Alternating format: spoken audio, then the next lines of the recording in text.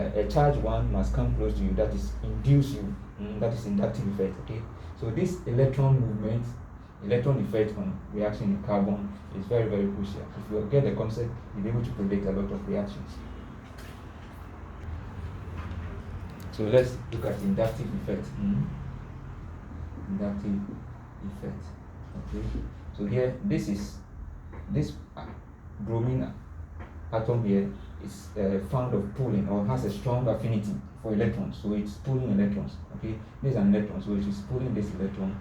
First it's pulling this one, so this will also pull this will pull that, this pull, and then you have it going like that. Okay, so this is an inductive effect. So because it's the each side here, it is pulling nearby. So the inductive effect on the other ones is to pull their electrons. So by inductive effect is pulling them. Okay, so that is by inductive effect. You can pull this, and then by doing so, it will become negatively charged electrode. Okay, and then this charge will have been brought here. Okay, so if it does that, sometimes this one can come here, and then this will, once this one comes here, carbon is going to have 5 bonds, which cannot happen. Then this will take away, this will go that way. Okay, so see that you are going to have a double bond here. Let's say C, double bond here, and then this. So it is like alternating. When you have bonds alternating, like this, changing position, we call that resonance. Okay, resonance, and it's typical of the benzene ring, like that. You can have it here. It can also be like this. Instead of being here, to be here, here, and here. Okay, so this is the resonance. Okay, right, or conjugate system.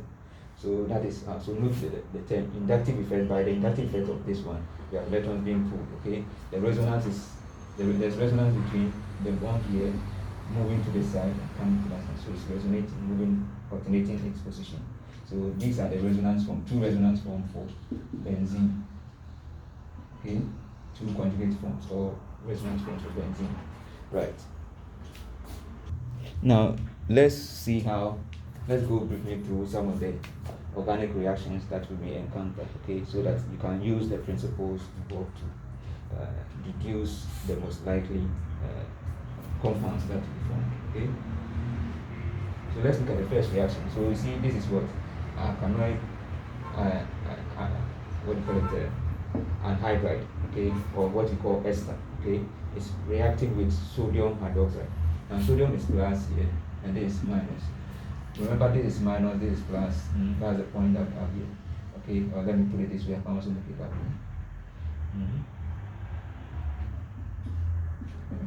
Here like that.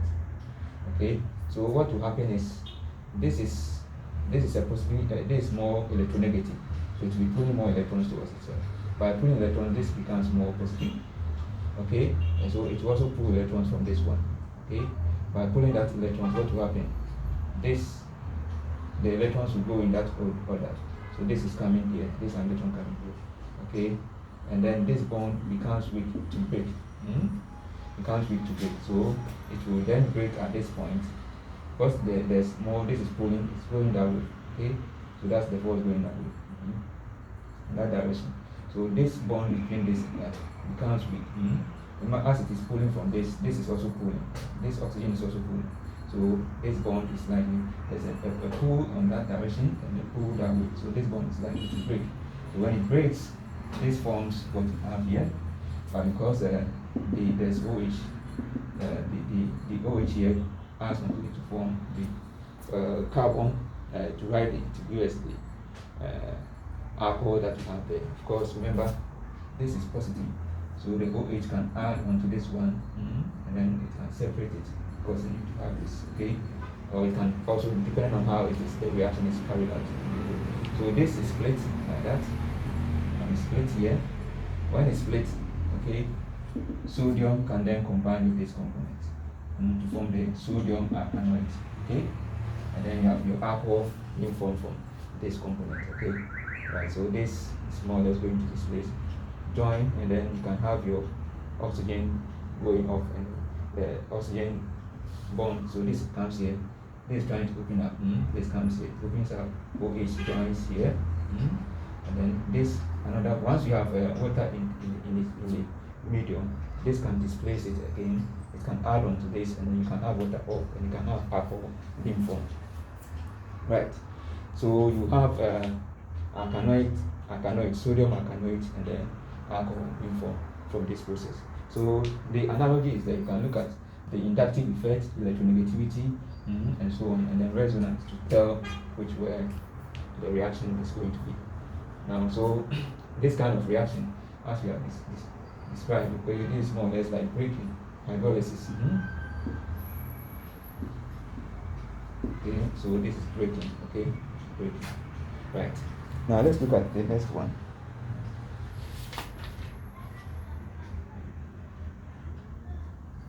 The next one, we have chlorine here, and then we have that. Remember, chlorine to chlorine. Okay, this bond can break depending on the condition and then reaction. Okay, this can break and it can have the free radicals. Okay, so that free radical is very active, very reactive. Okay, so it can attract. It can attract one here, hydrogen here. It can take it off. Okay, and then once it takes it off, the other remaining free Cl can attach here, and then you have this compound. So this can go on. So this is a free radical reaction. Okay, and it can go on until the H are all replaced by what? Chlorine or chloride free radical. Right, now when you come here to here under heating, this is what we call cracking. Okay, sorry, not cracking in this case. Sorry. Let's that right. Sorry. So here, what will happen is this is more electronegative, so it will be pulling electrons towards itself. By doing so, this is what you're going to have. If the condition is favorable, it will break off. Okay, when it breaks off, it is ion. Okay, it's an ion now, or free as a free radical. You can take this one with it. Okay, and then you have free radical here, free radical here. Okay, these two can form your hydrogen bromide here, and then these two, being close and being free radicals, can join to form the double bond you see here as the alkene. So this is the alkene, and then you have the acid form. Okay, right. So this is more or less you have something coming out of a bigger one. That's it. So of course, yes, so the hydrogen has been taken off. So you can also call this dehydrogenation. The hydrogen has been taken off. Right. Because here is the free radical formation reaction that is going on. Okay. Now, if I have double bond here, and let's say if I have this double bond, let's say CC double bond, and I have bromine here, it can add on to this one, so you can have this. Okay, so this is also by halogenation. This process is called halogenation. So under favorable condition, this can also occur through free radical. So this forms a free radical. Okay. And then maybe because of the slight change in the electron position, maybe instantaneous change as a result of van der Waals, what do you call it? Instantaneous change as a result of electron movement. A slight positive carbocation is formed, then this can add. So this is more or less what an electrophilic addition.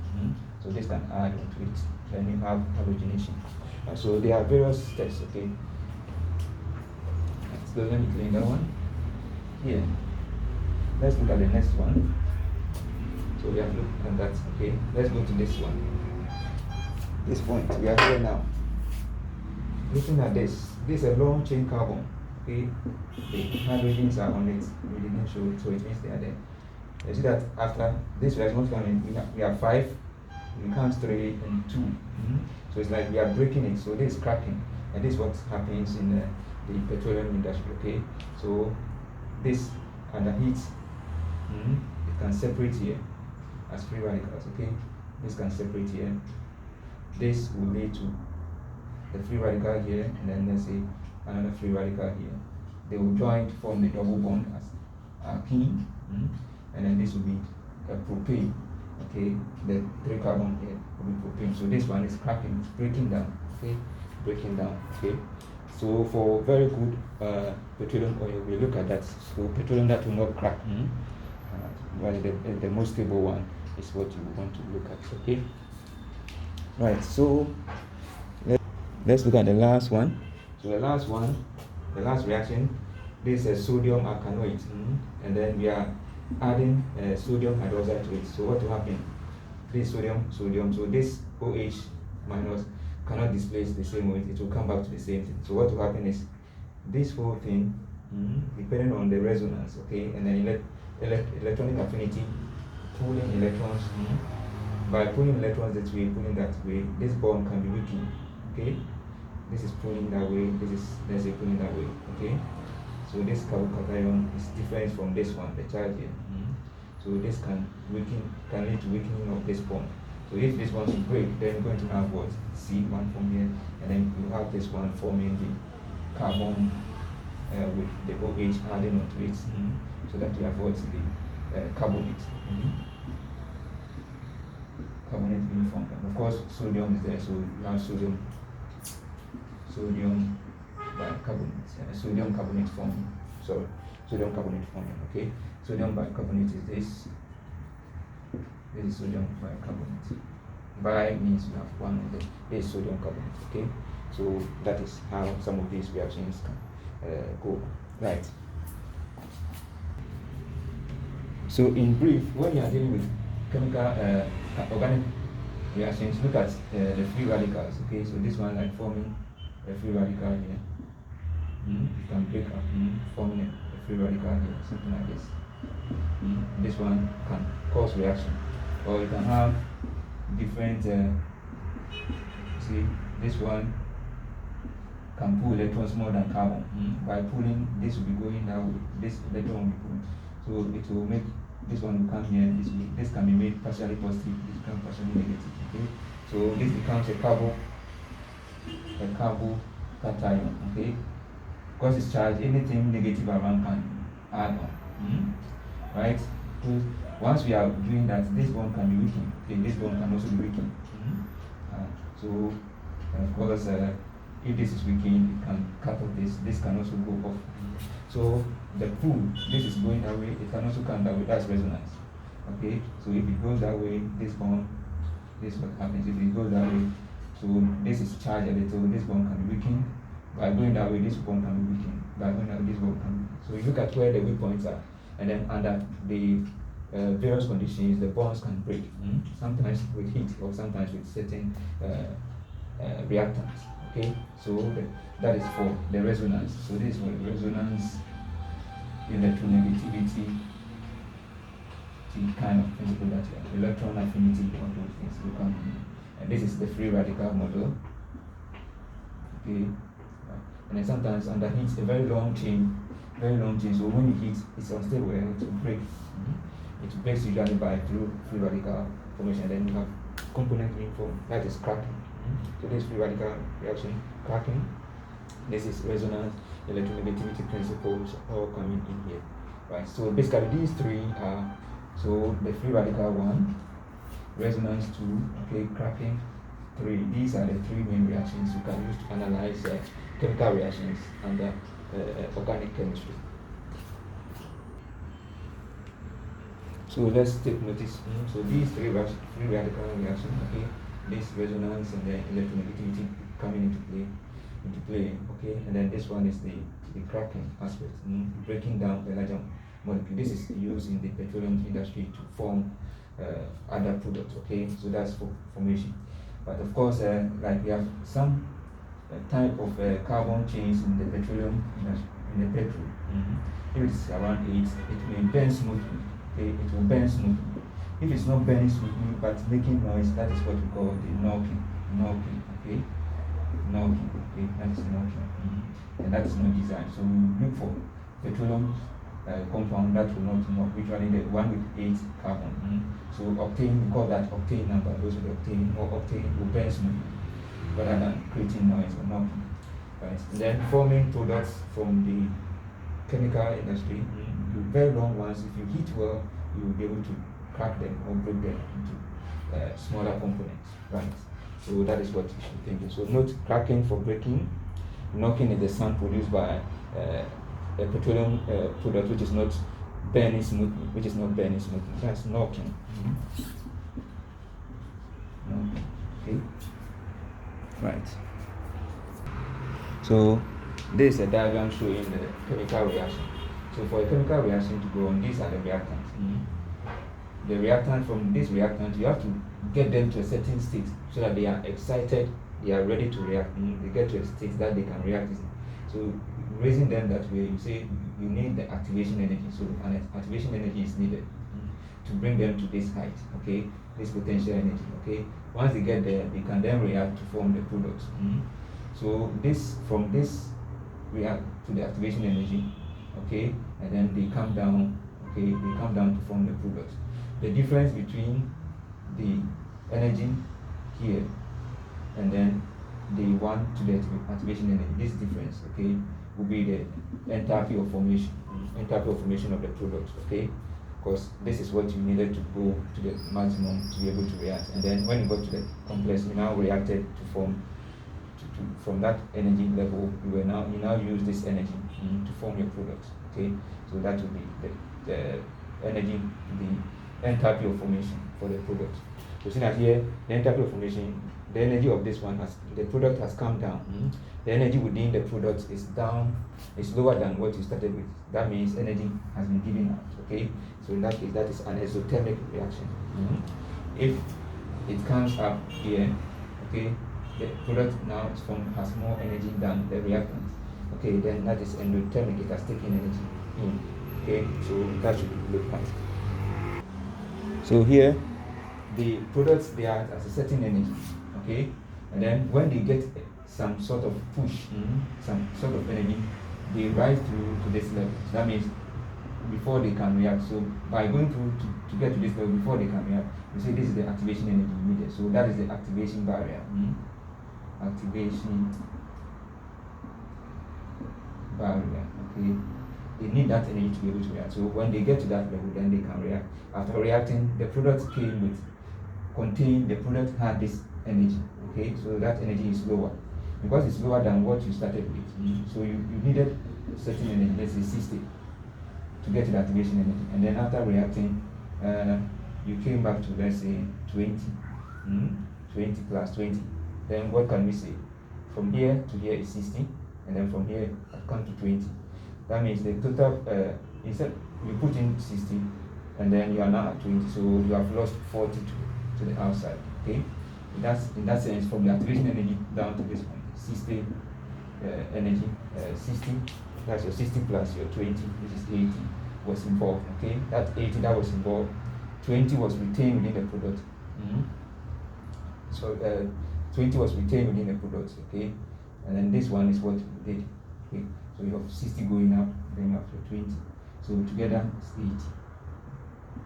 So 20, and this is what 60. So together it's 40 here. So it means the whole thing is 40. So you were at this level. You added 60 to get to the activation energy. And then after the reaction, you came to what? 20. So from 60 to 20, this 60 to 20, your point is what you have made. And then this difference, the difference between this 60 and 40, 20 is what? 40. So that is 40, which was given out. Right, so that is the end. So to know the enthalpy change in the process. Of course, remember, you are already 40 above, okay? 20 here, and then 60, okay? That's the energy level you started with. You added all 60. 60 plus 60, you got to 120, okay? So 120 before you were able to react and then come down to 20. So 20, that's about 100. So the total process is like 100. Okay, so total process from here to here is 100. But of 100, because you are now at 20, it means you lost 40. 40 to the surrounding. So you needed 20 to get to the reaction state. And then when you reacted, after forming the product only contained 20, came down to a stable state at 20. Okay, that means that at 20, that means in terms of energy loss, 60 to 60 is 120. Coming down to 20 means the energy deficit is 100. But of this 100, you only retain 20. And therefore, you are now at 20. And then your 60, you already started at 60. So the difference in that case will be what? Your 20 and then your 60. Of course, that will mean you are 40 going out. Right, so this is one way you can, so this is an isothermic reaction. So in simple terms, you can say you started at 60, you added on 60 to get to 120, okay? Right, at the end of the reaction, you came to 20. So what happened? If you move to 120 to 20 is what? 100. If you subtract 60 from 100, it means 40 was lost. You can also subtract 20 from 60, you get the same 40. That means 40 was lost as isothermic reaction. Okay? If this one is above what you started with, then it will be what? Let's say if it is here, and then the products are here, then it means at the end you are keeping some energy in you. So you have absorbed energy, and that will be endothermic. So this will be endothermic reaction, and this will be exothermic reaction. Right. So this is in terms of first order type of rate of reaction. This will be what? Zero order reaction, okay? And this will be first order reaction. And then this will be second order reaction. You know the formula. If you do it, you can get the equation. Change in the concentration of the reactant A is proportional to what? Because if A is a reactant, then it is negative what? K, negative what? Concentration of A. This is it. It's proportional to this. Let's say if we are using the zero order, that is it. Okay, so this becomes what? D A dt is equal to negative K A 0. Because if this is the power 0, it becomes what? Negative K. So this will imply what? D A is equal to what? Negative K dt. Then you integrate this side, integrate that side. If you integrate, this is going to give you what? Your A. Final initial A is equal to, and this is going to give you what? KT. Negative KT. Negative KT. Okay? Right. So if you rearrange it, you see that for zeroth order, let's see what will happen. So you're going to get A final minus A initial is equal to negative KT. Okay? If you multiply it by negative, you're going to get what? A initial minus A, or let's send this one across it, equals KT plus what? A final. Okay? You can also send this one across, then you can also bring this one. So that at the end, this is what you're going to have an equation. Right. So the zeroth order is there. But remember, like we said, if you do this, if you integrate this one, of course, at the end you're going to get your answer in that order. Let's go to the next step. Now, when we're talking about the rate of reaction, say A plus B is equal to reversible reaction C. The K constant, K for this one is what? Product over reactant. Assuming if they are all gas, let's say gases, okay? Since they are gases, they will take part in maintaining, gases and aqueous solution take part in maintaining K, so we can put all of them in there. So this will be the expression, okay? Now, if it is gases, this Kc has a special name, it becomes Kp. Okay? So you can use the pressure to do that. And look at their pressure or their number of moles to do that. Since they can all work P. Okay? So this Kc becomes special Kp. Okay, that's what I want to draw attention. So the pressures can be used. Right.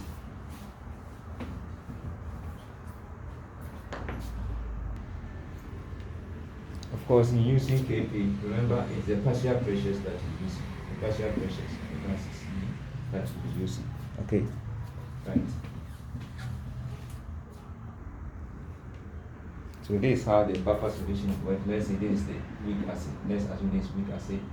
It dissociates into what? H plus and then okay, minus, okay. So in this way, if it is acting as a, so this, then it's anion, okay, they are forming the buffer. So this is acidic buffer, okay, it's an acid, okay. So when you add, let's say this in the medium, when you add H plus, small H plus, where will it go? This H plus. If you add it here, you are increasing the H plus here, so the reaction must shift to this side. So this will take the H plus you're adding to shift to this side. So you have more of this being formed to reduce the H that you've added. So a limited amount of H is added, it will be taken off. Okay? So that is it. If you add OH to what will happen? OH will react to the H plus here. If you add react to the H plus here, right? And then that means the OH you added would have been taken off, and then the pH will still be maintained. So this acting as a buffer. Now let's look at another reaction which we didn't talk about. If you have, let's say, CC, you are burning oxygen. If the oxygen is in excess, you get CO2 being formed. If it is a little limited, you get CO, which is carbon monoxide. Carbon monoxide. The carbon monoxide is very poisonous. If you inhale it, you won't even smell that you inhale something, but before you realize you are dying, because it will go and displace oxygen which is bound to your hemoglobin in the blood, and it will displace it, and then your body will not be able to use oxygen, and then you will die. Okay, right. Now this is in limited amount of, but if the oxygen is very small, when there's almost negligible oxygen, then you end up having only C, carbon being formed. Okay, so that is burning. When you are using oxygen, reacting oxygen with anything, it's also can burn. Okay, you are burning, right? So some acid indicators, okay, okay. Your phenolphthalein. Phenolphthalein is colorless.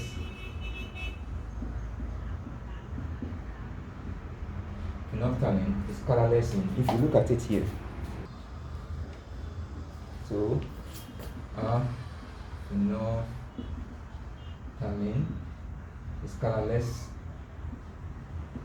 in acid, okay? That's red in base, okay? Then we have the bitter orange, okay? Bitter orange. These are usually what we use, okay? And then that one, you look at it as you see. Right, so our bitter orange is what? Red in acid, okay, and yellow in base, okay. Right, so you must note phenolphthalein, the long name is colorless in acid, okay, and then it's red in base, okay. So it means it's working. The ring that it will work well will be in the base region, the alkaline region, whilst the bitter orange is red in acid and then yellow in base. So this one is more in the acidic, is best in the acidic ring, okay. Right, although they can detect in both ways. If you want to get where the reaction will show something, so this is showing color more in the red. That is where you can actually detect it well. So this is showing red and yellow here. So red color giving us more color that you can look at. Okay, it's in the red. It's in the acid medium or the acid range. Okay, so that's bitter orange. Okay, we have other types of indicators. We have the paper kind of thing, or we have the litmus paper. Okay, in acid. And then in base, what you can remember, in base B is blue. So in acid it will be red. You can use BB to remember litmus paper. Okay? So this paper, you dip it in the solution. If it is red, it will turn red. If it is acid, it will turn red. If it is base BB, it will turn blue. Okay? So that is one way you can use to remember. Now let's look at secondary cells. Secondary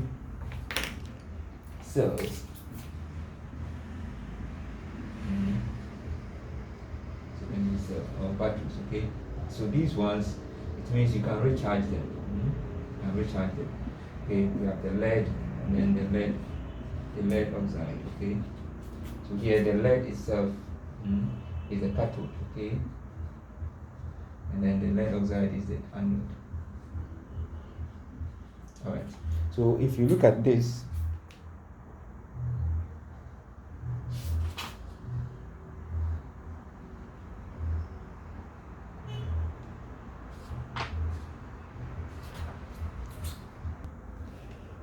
Right, so if you look at this, this is our lead oxide here. Then we have our lead. The lead oxide is just more or less the solution. Okay, and then we have this as our. So this is our cathode. Okay, and this is our anode. Okay, right, so that is for the lead rechargeable battery, okay, which was developed in England. It was developed in England by Sir Joseph Swan in 1881. Okay, so that was what he developed. Okay.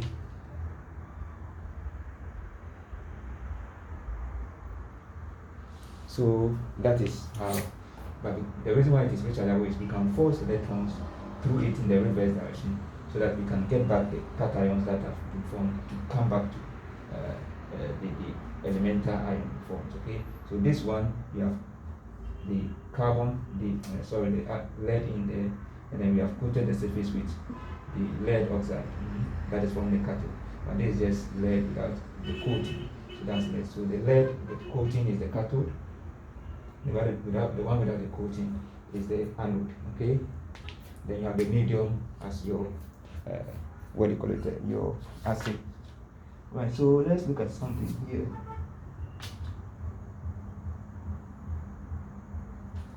So your acid is also in there. Okay. So this is rechargeable one, secondary cell. So secondary cell is one that you can recharge. You can recharge because you can force electricity through it to regenerate the product that broke down. You can bring them back, then the process can start again. So these are rechargeable batteries, secondary cells. Okay, right. Now let's look at this. In the case of the cell,